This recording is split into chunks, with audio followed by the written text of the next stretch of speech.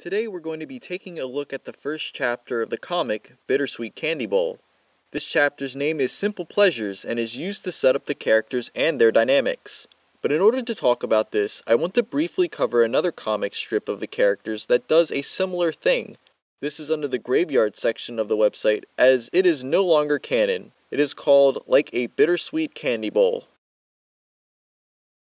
We start off by meeting Lucy, and we don't actually see her face until someone calls her name out. A point is made to show her tightening her bow, which is one of her defining visual traits. From this we meet David, and we get an inner monologue from Lucy about him, and Paulo, who shows up next. It is interesting how this information is portrayed, as later in the strip, and wasn't something I realized until much later on after rereading it, that all of this is part of her school's time capsule project.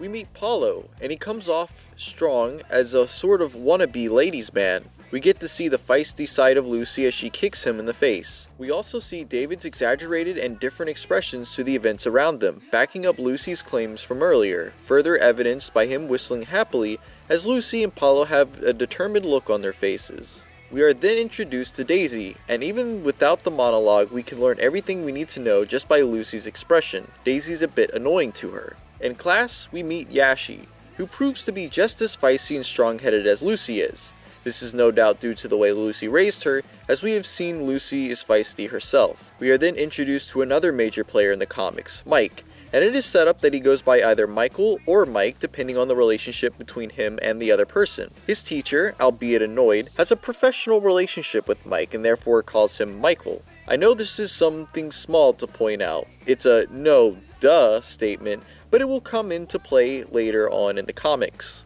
The next two panels shed a lot of light between Mike and Lucy's relationship. She says he's annoying and lame, even though her gentle blushing expression and Yashi's right paint a different picture. And we also get the idea that Mike is a bit of a slacker, seeing as he was late to class, and not really popular because Paulo laughs at him and calls him a loser. Here we learn the true nature of the monologuing as an audio recording made by Lucy. Although we never see her holding the tape recorder or speaking into it as she tells the audience about her friends, we can suspend our disbelief long enough to accept this is indeed the case. We get another character building moment with David as he believes the time capsule is a time machine, and Daisy's annoyed reaction brings this home. Mike then begins to talk to Lucy about the nature of the events we have seen unfold, softly breaking the fourth wall. It's a review and commentary of the comic itself, and it sets up the name of the comic, the Bittersweet Candy Bowl. Lucy plays along, and we get one last gag before the comic ends. You can almost imagine the comedic pause between Mike saying, "Yeah, exactly," and Lucy's, "You're stupid."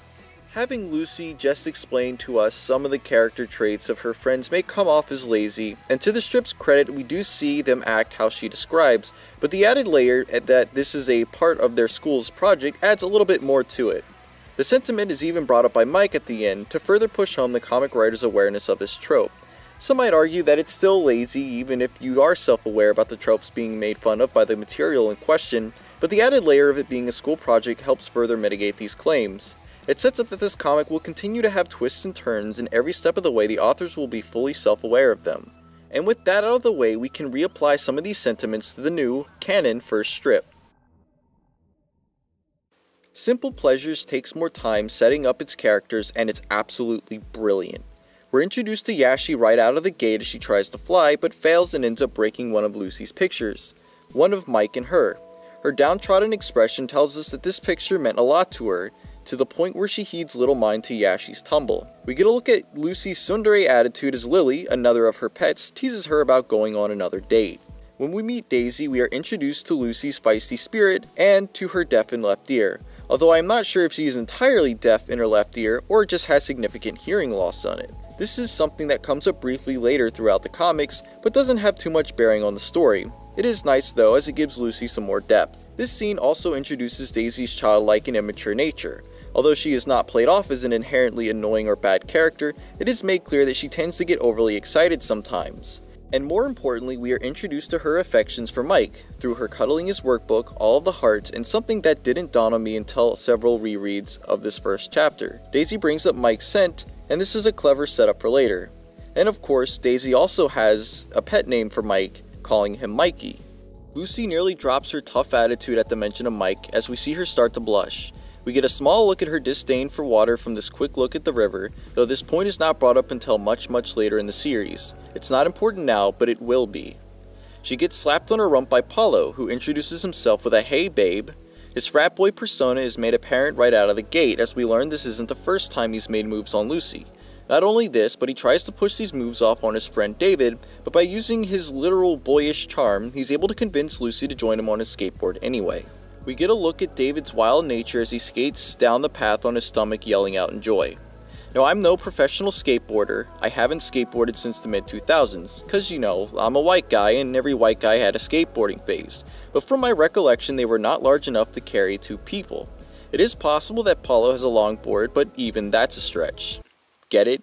Cause a longboard is a stretched out skateboard? Some people have complaints about the proportions in the comic being off, but it all serves the story and these examples are far and few between. Lucy starts regretting her decision as Paulo once more tries to put the moves on her, no doubt trying to come off as the valiant hero to impress her, but this is interrupted by a turtle and the two go flying. Paulo lands face first as sort of cosmic punishment for his hubris, and Lucy softly lands in Mike's arms. She's absolutely starstruck as Mike asks if she is okay. While Paulo had to turn his charm up, Mike charmed her just by being there. He tells off Paulo for his carelessness, and we see that Paulo still thinks that Mike is lame. David interrupts and we get to see more of his off-the-wall antics as he carries Paulo off so they don't have the park rangers called on them. Mike tries talking to Lucy more, but she only stares at him, blushing. Mike asks her if she wants ice cream and walks off the page. At first I didn't know what these lines were meant to be, cause I'm a big dumb idiot. But they are in fact supposed to represent Mike's scent, a callback to earlier in the comic. We can draw the easy connection between Daisy's affection for Mike, and now we see that Lucy also shares these feelings.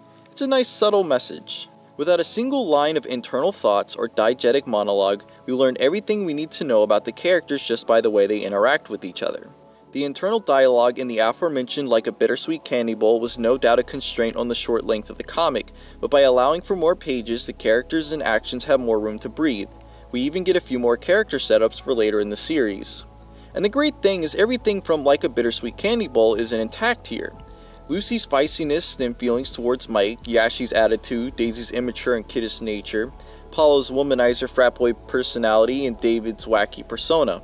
We even get the added bonus of their friendship, something that was missing from the original comic. Paulo still thinks Mike is a bit of a loser, and while Mike doesn't come off as a slacker, he definitely comes off as the straight man to Paulo's antics. They're character foils to each other. Overall, it's a fantastic reimagining of the character and comic introduction.